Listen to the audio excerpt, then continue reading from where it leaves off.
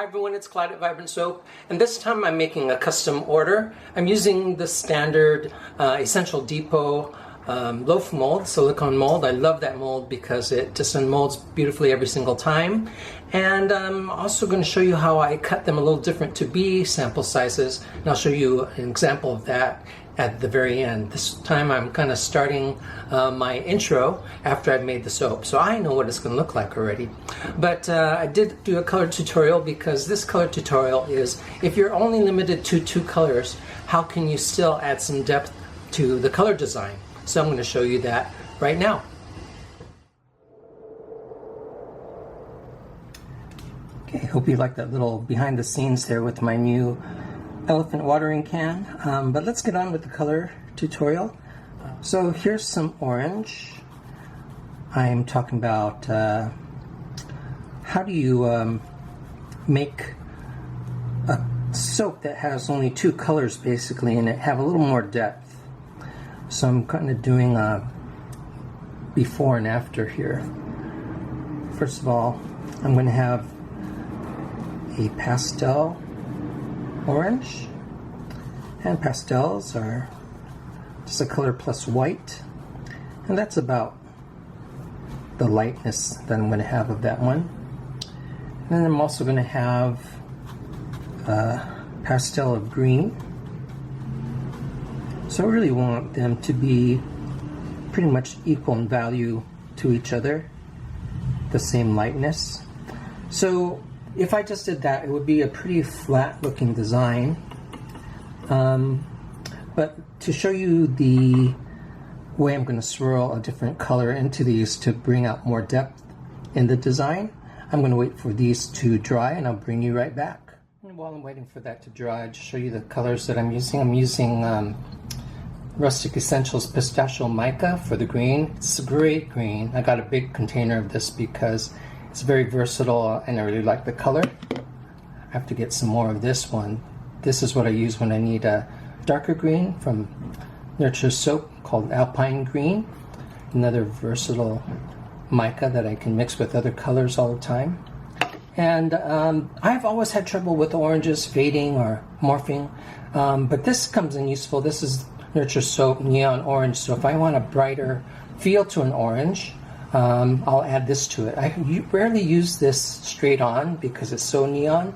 Kind of hurts to your eyes if you look at it, but I use this as a mixer, and I'm having much better luck with my oranges lately because of this, I think.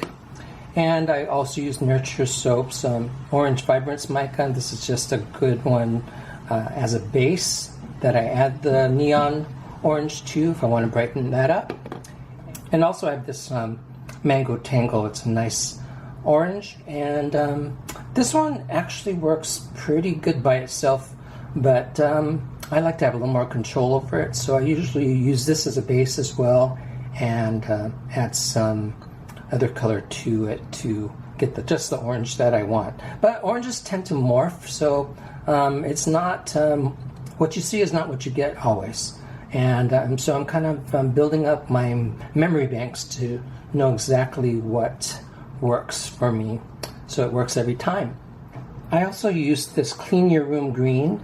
It's from TKB. It's a liquid colorant, and liquid colorants, the good thing about this is that when you're in the middle of making your soap and you realize that your color is off a little bit, and you're worried about clumps of dry mica added to the already mixed soap and not mixing well, a couple drops of a liquid colorant will blend it a little easier. So I often have these on hand just in case I need to alter the color at the last minute. It's all about making adjustments, and my bit of advice is not to put up with a color if you can possibly help it.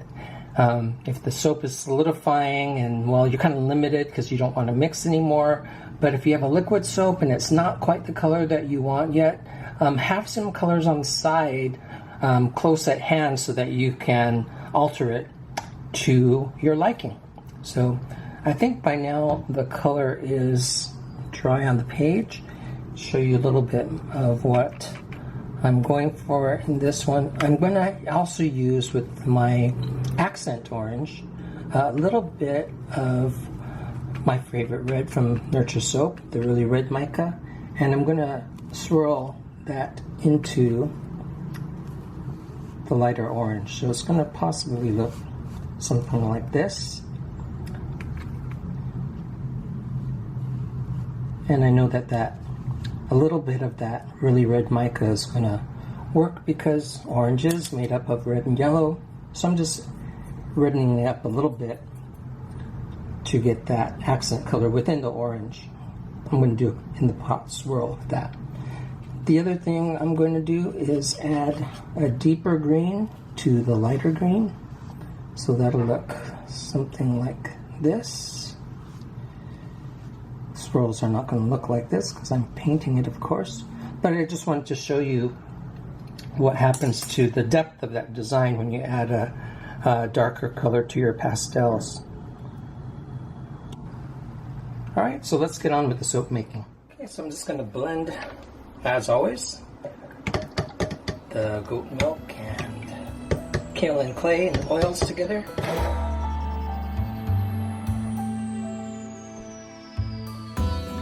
For me, this always helps to emulsify once I have my lye in there a little more soon.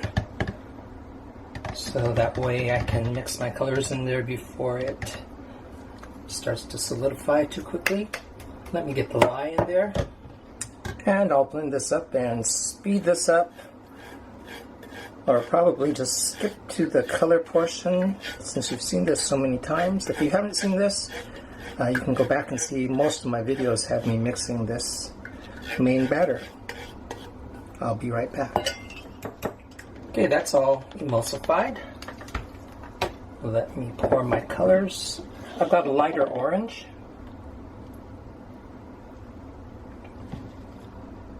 And I've got a lighter green. That's the majority of the orange and green, and then I have a deeper orange, not as much, because these are my accents. There's my green, I don't want much of those.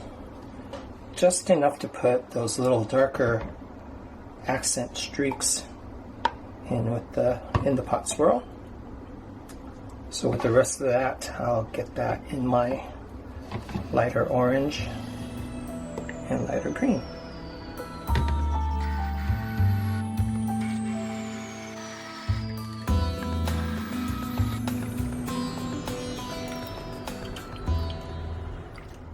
This is a custom order, and I'll be cutting these into smaller sample size bars.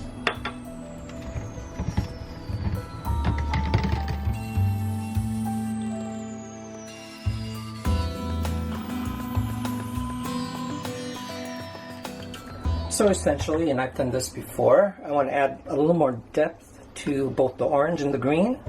So to do that, I'm going to do two separate in the pot swirls so that the orange has more interest and the green has more interest. And I'm going to reserve some of that deeper color for the top. Just give that a couple stirs. And I'm going to do the same thing with the green.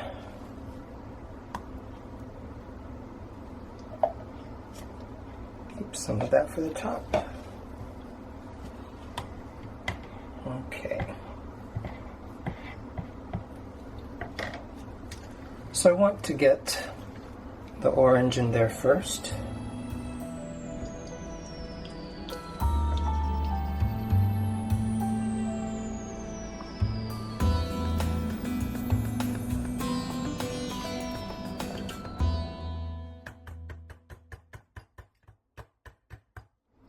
And just pour this green in there.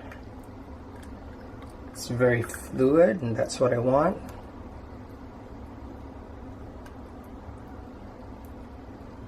Then I'll pour close to the top so I get a nice ribbon of that green up on top.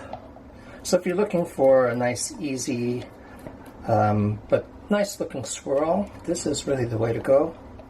I'll do this when the bars are fairly small that I'm going to cut from it, because it makes the each little bar have a design, and it's easier to make them uniform that way.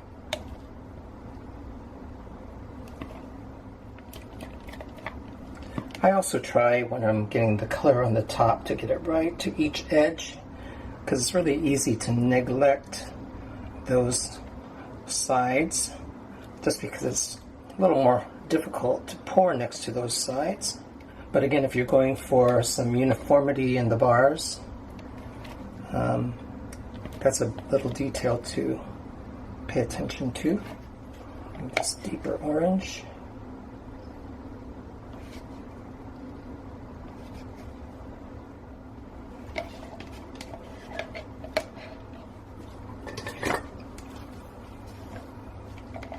And the deeper green. It's not that much deeper, but as long as I can see it now, there is a little differentiation. Then it will add some more depth and interest to the soap. Since these are going to be cut in smaller bars, I don't need to build up the top much, so instead of making peaks, I'm just going to make some swirls with my chopstick.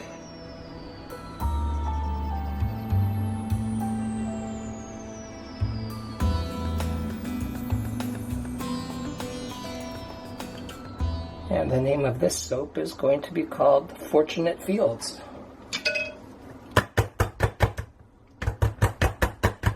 So there it is, and let's see what it looks like cut. Okay, let's cut into this, and remember this is going to be a custom order with sample sizes, so these are going to be cut a little thinner, and then they're going to be cut vertically in half as well. So there's the swirl. And try to picture this with just a flat one color of green and one color of orange. So you see that it does add up to some depth in the soap.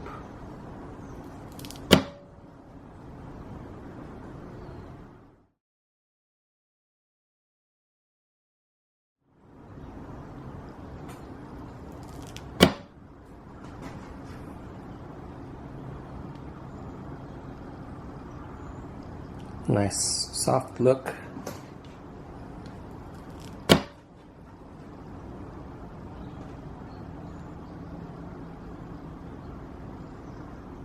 So I think there's just enough of difference in the two kinds of greens and the two kinds of orange to add some definition to the soap.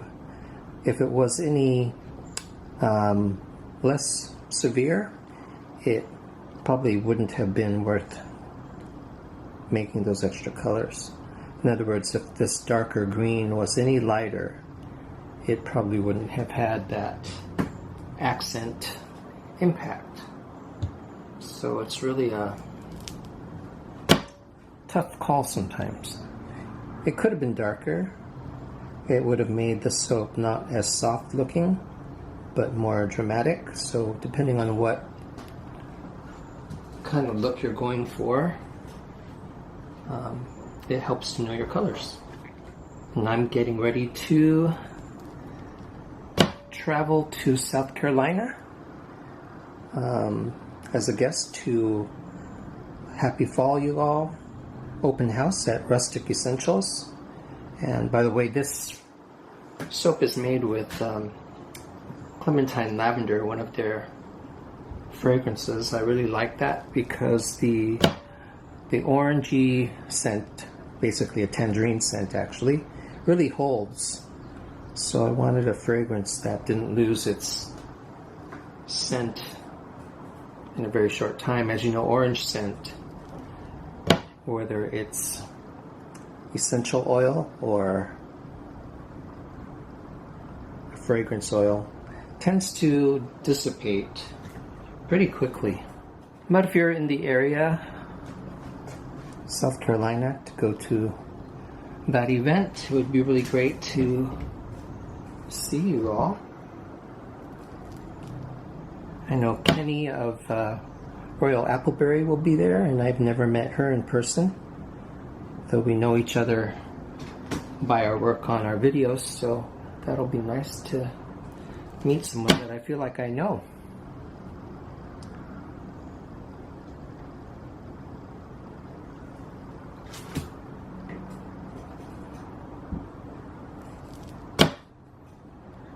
Okay, so let's leave it at that, and I hope you enjoyed the video, and thank you for subscribing. And if you haven't already, all that does is it lets you know when I have my next video out. It's not like giving me your email or anything like that where I haunt you. It's just letting you know that I've got another video up, and there you go.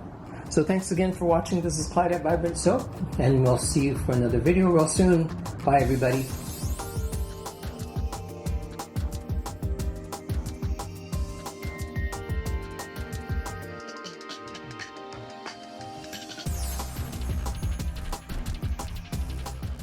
So just hit that little hummingbird on the left if you'd like to subscribe, and on the right tap that little screen and you can see another video where I have a couple colors combined to give more depth to your soap.